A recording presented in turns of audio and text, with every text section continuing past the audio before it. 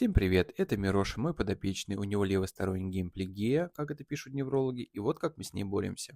В первом упражнении мы работаем со стопой для того, чтобы включить и улучшить их функцию. Сразу попрошу заметить, что мы работаем без ортопедического, потому что в ней это будет невозможно.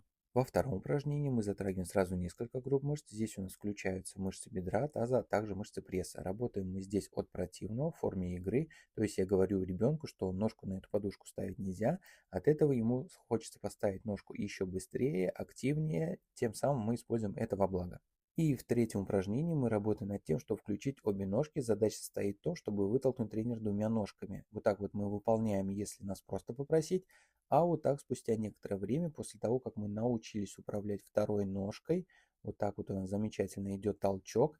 В такие моменты я немножко сомневаюсь, что у нас гемиплегия, скорее всего, гемипарез имеется, поэтому все зависит только от вашего опыта и практики.